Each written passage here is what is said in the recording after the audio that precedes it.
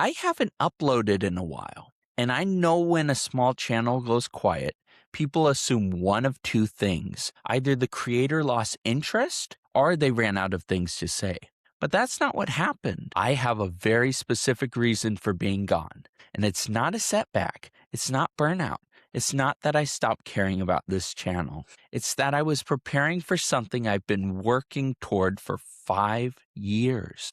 Something that changes not just my life, but what this channel can offer you. And I want to tell you that story today. For the past 5 years, I've worked as a special education aide in different classrooms. If you don't know what that role looks like, I was the person in the room who wasn't the lead teacher, but who was working directly with students, supporting them one-on-one, adapting material, de-escalating when things got overwhelming, being the person in the room who understood what it felt like to need things explained differently. I actually started this channel because of that job. My coworkers found out I had autism, and they didn't react the way that a lot of people do. They didn't get awkward or start treating me differently. They started asking questions, real questions, about masking, about sensory processing, about why certain students shut down in certain environments. And I realized something. I was the only autistic adult most of them have ever really talked to. These were special education professionals, and they've never had a conversation with an autistic adult about what being autistic actually feels like. That's why Autism 101 exists, to fill that gap. But here's what I haven't told you. While I've been making these videos, I've also been working on something else. I got a job as a special education teacher. Full position, my own classroom in a local elementary school. I've been an aide for 5 years, and now I'm the teacher. And I know that might sound just like a career move. People get promotions, it happens. But for me, this means more than that. And I want to break down exactly why. The first reason is straightforward. I get to keep doing what I love, working with students who learn differently, but with more responsibility and more ability to shape how they're supported. I also earn more, and I'm not going to pretend that that doesn't matter, but the money isn't what kept me up at night before the interview. What kept me up was the thought of actually getting this chance and not knowing what to do with it. The second reason is about this channel. For 5 years, I've spoken from personal experience, my own life, my own sensory issues, my own masking, my own burnout. And that's valuable. Lived experience is the foundation of everything I do here. But now I'm also going to be working with evidence-based practices. I'll be learning what the research actually says about autism education, what works in real classrooms, what doesn't, and I'll be bringing all of that to you. So this channel is about to get stronger, not because I have a new title, because I'll have access to knowledge I didn't have before. But the real reason I'm excited about this, the reason I haven't been able to stop thinking about it since I got the offer, let me tell you something about what it's like to be an autistic student in special education. You spend years being observed, assessed, discussed in meetings you're not invited to. People make decisions about how you learn, where you sit, which classroom you belong in, what goals you should work toward. And almost none of those people have ever been you. They're trained, they're well-meaning, but they don't know what it feels like to be the student on the other side of the IEP table. I do, because I was that student. I went through special education. I was the kid with the accommodations, the kid who got pulled out of class, the kid whose behavior was discussed in meetings with words like deficit and intervention and compliance. And I never, not once, had a teacher who was openly autistic.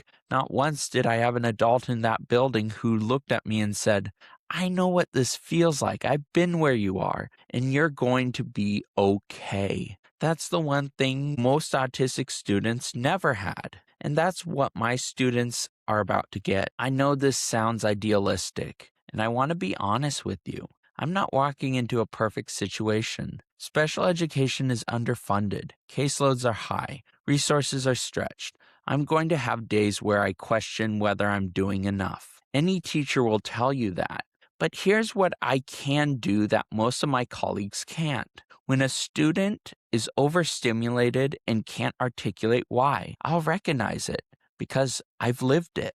When a student is masking all day and then melting down the moment they get home, I'll understand that pattern because I've been on both sides of the desk in special education. When a parent sits across from me at an IEP meeting, exhausted and frustrated and not sure if anyone in the room actually sees their child the way they do, I can look at them and say, I was that kid. And look where I am now. That's not just empathy, that's evidence. I am living proof that the system can work. Not perfectly, not for everyone, not without, but it can work. And I think every autistic student deserves to see that proof sitting at the front of the classroom. So what does this mean for the channel? First, I'm back. I'm committed to contributing to conversations about autism, misconceptions, about empowerment, about what actually helps autistic people thrive, not just survive. And I'm going to be drawing from both sides now,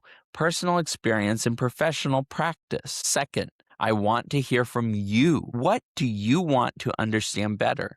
If you're a parent, an educator, someone who works with autistic people, or someone who's autistic yourself, leave a comment. Tell me what questions you have. Tell me what topics you wish someone had explained to you years ago. I read every comment, and a lot of my best video ideas have come directly from what people ask me. Third, and this is where it gets practical, I put a link in the description and the pinned comment to a teacher wish list. If you want to support what I'm building, even something small helps. Classrooms are expensive to set up, and a lot of what my students need isn't covered by the school budget.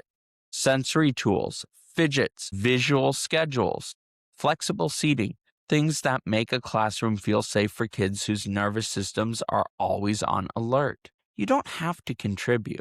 Watching, commenting, subscribing, that's already more than enough. But if you've been looking for a concrete way to support autistic students, this is one. 5 years ago, I was an aide who happened to be autistic. Coworkers started asking me questions, and I realized how much people wanted to understand, how much they wanted to do better if someone would just take the time to explain. That's what this channel has always been about. And honestly, that's what teaching has always been about too.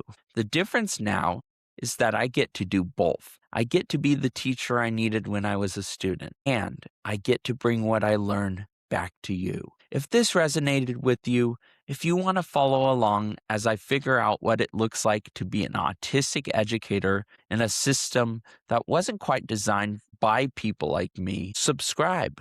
There's a lot more coming. I'd love to hear from you in the comments.